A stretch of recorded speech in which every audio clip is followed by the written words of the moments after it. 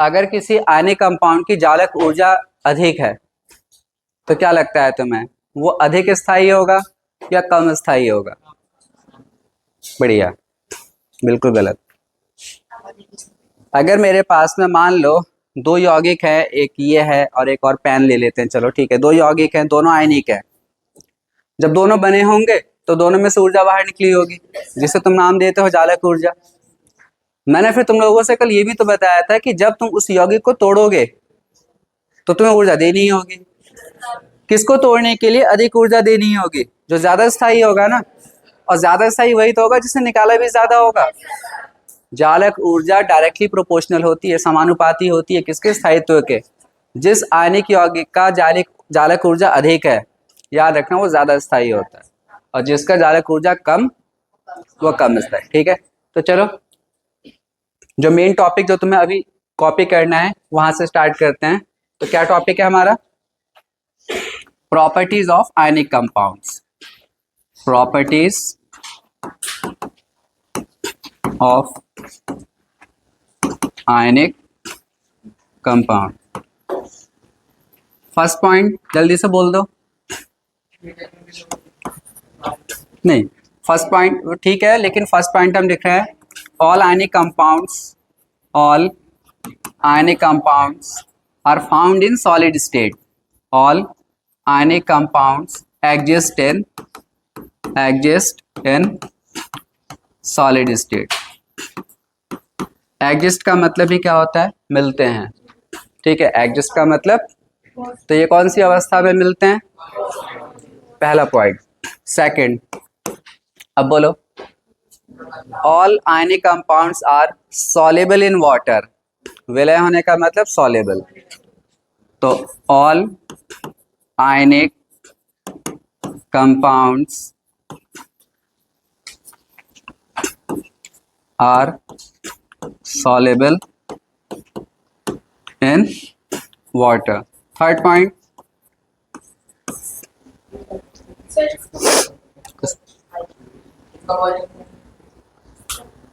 इनका boiling point high होता है। बढ़िया, boiling point of ionic compounds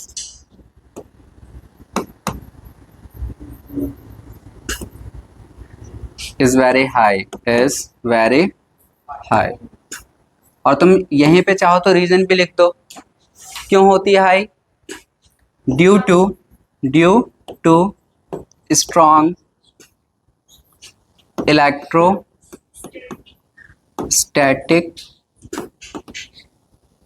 force of attraction. ये तीनों पॉइंट्स बिल्कुल क्लियर है?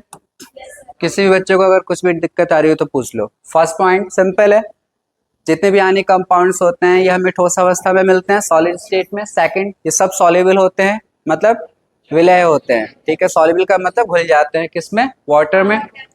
फिर boiling point of ionic compound जो होता है वो कैसा होता है? बहुत। और हाई क्यों होता है? ये एग्जाम में अलग से क्वेश्चन आ सकता है, तो अलग से आएगा तो लिख दोगे क्योंकि। ड्यू का मतलब क्योंकि इनके अंदर प्रबल या स्ट्रॉन्ग इलेक्ट्रोस्टैटिक फोर्स होता है अट्रैक्शन का। ठीक है, 3 पॉइंट्स हो गए। चौथा पॉइंट क्या बताया था? स्टेबिलिटी का। ठीक है,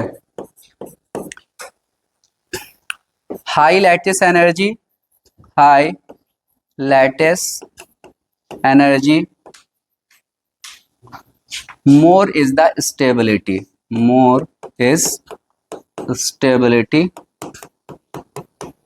of ionic compound। इस पॉइंट को समझ लो।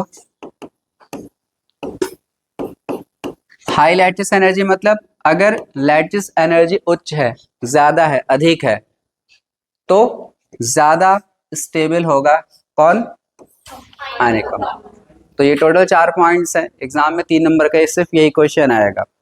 3 मार्क्स में क्या क्वेश्चन आएगा कि आयनिक कंपाउंड की 4 प्रॉपर्टीज लिख के दिखाओ, बस ये लिखना होगा, रटना नहीं है। समझ में आ गया? अगर तुम्हें याद है तो वहां पे अपनी लैंग्वेज में भी लिख कर आओगे, पूरे मार्क्स मिलेंगे, कोई नंबर नहीं कटता है यहाँ पे। करो कॉम्प्लीट।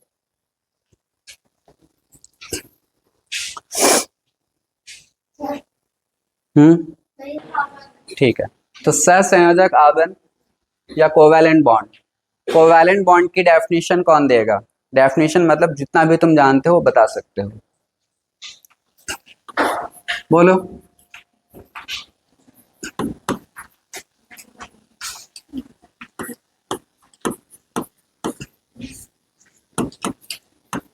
देखो इतना समझाने के बाद भी नहीं बोलते हो।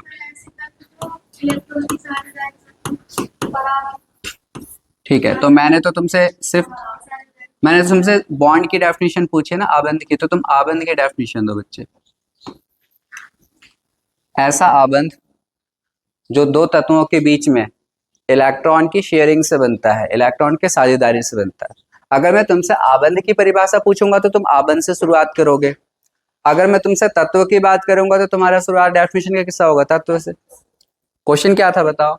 क्या कोवैलेंट बॉन्ड को डिफाइन करो। किसको डिफाइन करो? तो तुम वहीं से बताओगे कि एक ऐसा आबंध जो दो तत्वों के बीच में इलेक्ट्रॉन की साझेदारी से बनता है, इलेक्ट्रॉन की शेयरिंग से बनता है, उसको हम क्या कहते हैं? सहसंयोजक या कोवैलेंट बॉन्ड। तो सिंपली ऐसे लिख देता हूं, बॉन्ड फॉर्म्ड बाय, कैसे फॉर्म होगा? Formed by sharing of electrons between two atoms. अब देखो इस वर्ड पे ध्यान दो, क्या वर्ड आ गया? एटम्स। आयनिक कंपाउंड तुमने पढ़ा था ना, आयनिक बॉन्ड पढ़ा था, वहां पे बार बार तुम वर्ड यूज कर रहे थे आयंस। तो ये एक मेजर डिफरेंस है आयनिक बॉन्ड में और किसमें? कोवैलेंट में। अब तुम्हें हमेशा ये चीज याद रखना है कि कोवैलेंट बॉन्ड जब बनता है तो वहां पे एटम्स आपस में कंबाइन होते हैं, लेकिन जब आयनिक बॉन्ड बनता है तो वहां पे आयंस कंबाइन होते हैं। ठीक है ना? चलो अब यहाँ पे हमने डेफिनेशन लिख लिया, चलो ठीक है, बिटवीन टू एटम्स। क्वेश्चन मेरा ये है कि यहाँ पे शेयरिंग हो रही है, क्या हो रही है? साझेदारी। आयनिक बॉन्ड में क्या हुआ था? इलेक्ट्रॉन का ट्रांसफर हुआ था। ट्रांसफर का मतलब एक ने दे दिया था, दूसरे ने ले लिया था। यहाँ पर ऐसा क्यों नहीं हो सकता? क्योंकि इलेक्ट्रॉन के ट्रांसफर की कुछ कंडीशंस थी, एक की आयनाइजेशन एनर्जी लो हो, एक की इलेक्ट्रॉन की एंथैल्पी हाई हो। अब अगर कोई ऐसा एलिमेंट है जो इलेक्ट्रॉन लूज नहीं कर सकता और ना गेन कर सकता है, तो वहां पर आयनिक बॉन्ड तो बन नहीं सकता। तो वहां पर ये वाली कंडीशन आती है कि वहां पर क्या स्टार्ट हो जाएगा? शेयरिंग। फॉर एग्जाम्पल आपको क्लोरीन और क्लोरीन के बीच में बॉन्ड बनाना है, ठीक है ना? तो एक तो किसी के दिमाग में आ सकता है कि सर ये अपना एक इलेक्ट्रॉन लूज कर दे, ये गेन कर ले। ये लूज करेगा तो इस पे चार्ज क्या आएगा? प्लस, और इसका वाला ये इलेक्ट्रॉन ले लेगा तो, और फिर आपस में अट्रैक्शन हो जाएगा और सर बन जाएगा आयनिक बॉन्ड। ये तो हमने सोचा है, क्या ऐसा हो सकता है? नहीं हो सकता। कौन बताएगा ऐसा क्यों नहीं हो सकता? कोई भी तुम में से खड़ा हो जाओ, बताओ।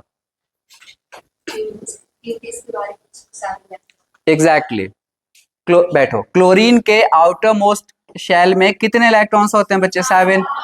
और मैं तुमसे कह रहा हूं कि इलेक्ट्रॉन लूज कर दे, निकाल दे। कैसे निकाल सकता है ये? इसकी आयनाइजेशन एनर्जी इतनी ज्यादा होगी कि कभी इसका इलेक्ट्रॉन निकल ही नहीं सकता है। यह हमेशा इलेक्ट्रॉन लेने की टेंडेंसी रखता है। क्या करने की? मतलब इलेक्ट्रॉन ले सकता है, तो इस पे कैसा चार्ज आ सकता है? तो फिर क्या ये देगा? ये भी तो क्लोरीन है, ये भी तो लेने की टेंडेंसी रखता है, और ऐसा कोई है नहीं जो नहीं इलेक्ट्रॉन दे।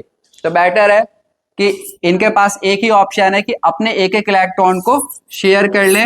दोनों के साथ साथ इलेक्ट्रॉन है तो कितने कितने हो जाएंगे? 8 इलेक्ट्रॉन। एक क्लोरीन फिर दूसरा क्लोरीन, 1 2 3 4 5 6 7, 1 2 3 4 5 6 7 हो गए शेयरिंग।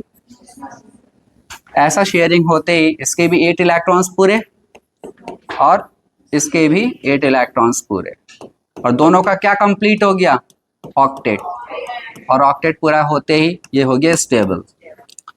और जो बॉन्ड बना है क्लोरीन और क्लोरीन के बीच में वो है कोवैलेंट बॉन्ड। और क्योंकि सिर्फ एक एक इलेक्ट्रॉन की शेयरिंग हुई है तो आप इसे कहते हो सिंगल बॉन्ड।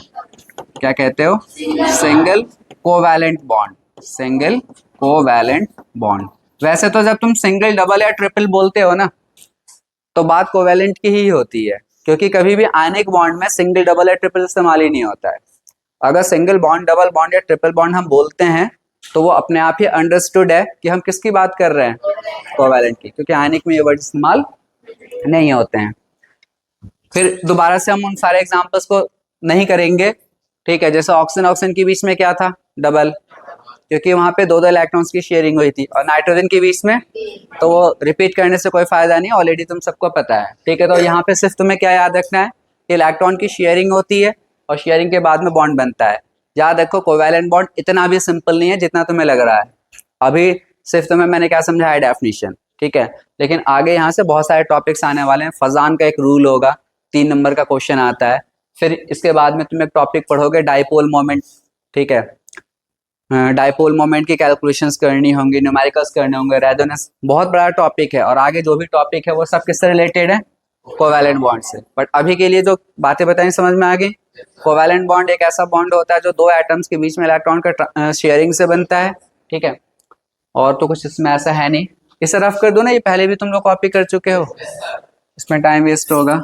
हाँ, इसकी बात करेंगे अब हम। जो इम्पोर्टेंट है वो है केमिकल, जो कंपाउंड्स बनेंगे उनको तुम क्या बोलोगे, उन्हें बोलोगे कोवैलेंट कंपाउंड्स। जैसे आयनिक बॉन्ड से जो कंपाउंड्स बने थे उसको क्या नाम दिया था, आयनिक। तो कोवैलेंट बॉन्ड जिन कंपाउंड्स में होगा उसको क्या बोलोगे, कोवैलेंट। फिर हम उनकी क्या पढ़ेंगे, प्रॉपर्टीज। ये इंपॉर्टेंट है। जैसे तुमने इससे पहले प्रॉपर्टीज पढ़ा था आयनिक कंपाउंड्स की, तो यहाँ पे हम किसकी बात करने जा रहे हैं, प्रॉपर्टीज ऑफ कोवैलेंट कंपाउंड। कुछ पॉइंट्स मैंने ऑलरेडी तुम लोगों को समझा दिया था, तो वो तुम मुझे खुद बताओ। पहला पॉइंट क्या बताओगे कोवैलेंट कंपाउंड्स के बारे में। Exactly, covalent compounds are found in all the 3 states. Covalent compound तीनों अवस्थाओं में मिलते हैं, सॉलिड, लिक्विड, गैस, ठीक है। तो लिख लो ये कोवैलेंट कंपाउंड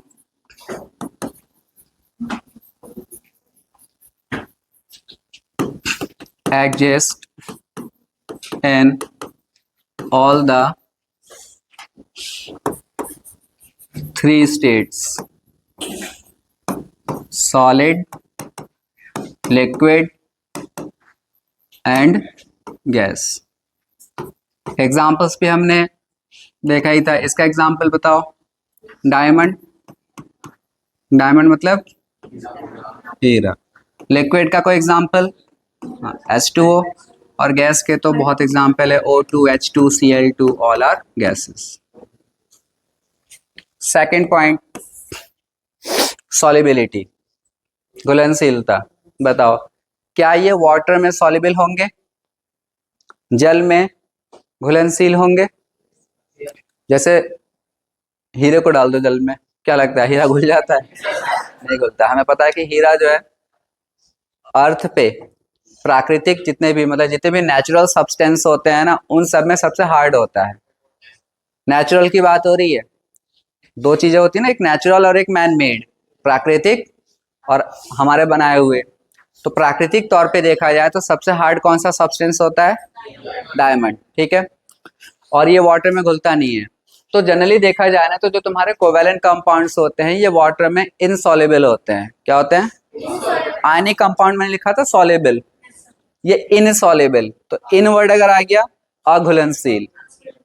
इनसॉल्युबल का मतलब समझ में आ गया, अघुलनशील। तो ये कोवैलेंट कंपाउंड्स क्या होते हैं, covalent compounds are mostly insoluble in water, insoluble in water। एक वर्ड पे ध्यान दो आप, मैंने लिखा है मोस्टली, ज्यादातर। क्या मैंने ये लिखा कि सारे, अगर मैं लिखता कि all covalent compounds are insoluble in water, तो तुम कंफर्म हो जाते कि कोई भी कोवैलेंट कंपाउंड पानी में, लेकिन कुछ केमिकल कंपाउंड्स हैं जो पानी में घुलते हैं। कोई एग्जांपल दे सकता है तुम में से, बताओ। कुछ ऐसे केमिकल कंपाउंड्स हैं जो वाटर में सॉल्युबल हैं। जैसे एक एसिटिक एसिड होता है, एसिटिक अम्ल, जो आप लोगों ने 10th में भी पढ़ा है, सिरके में होता है ना, ये तो पानी में घुल जाता है। तभी तो इसे क्या कहते हैं, हम इस्तेमाल करते हैं मैगी में तो सॉरी नहीं, चाउमीन वाउमीन बनाने में करते हैं ना इसका इस्तेमाल, खट्टा करने के लिए। उसके बाद नींबू के अंदर तुम्हारे एक एसिड होता है सिट्रिक एसिड, तो नींबू को तो हम पानी में मिला के क्या कहते हैं, शिकंजी बना के पीते हैं, सॉल्युबल है। अल्कोहल हो गया कि अल्कोहल है, ठीक है, तुमने देखा सिट्रिक एसिड है, ये सब क्या है कोवैलेंट कंपाउंड्स। कैसे हैं ये, लेकिन ये वाटर में क्या है, सॉल्युबल है। लेकिन ज्यादातर जो होते हैं वो कैसे होते हैं, इनसॉल्युबल। नेक्स्ट लेक्चर में मैं तुम्हें बताऊंगा कि जो तुम्हारे ये जो सॉल्वेंट होते हैं ना, सॉल्वेंट मतलब विलायक, वो दो टाइप के होते हैं। एक होता है बच्चे पोलर और एक होते हैं नॉन पोलर। पोलर और पोलर मतलब जिन पे चार्ज होता है प्लस माइनस का, नॉन पोलर जिन पे कोई चार्ज नहीं होता। जल कैसा है, पोलर है। जल का फॉर्मूला ये है ना H2O, तो इस पे माइनस का चार्ज होता है, इस पे प्लस का, इस पे प्लस का, तो ये पोलर है। लेकिन एक जैसे सॉल्वेंट है बेंजीन, जिसका फॉर्मूला होता है C6H6, टॉलिन C6H5CH3, इवन जो मिट्टी का तेल तुम यूज करते हो केरोसिन ऑयल, वो भी तो एक विलायक ही है। लेकिन वो सब कैसा विलायक है, तो इसके बारे में हम बाद में बात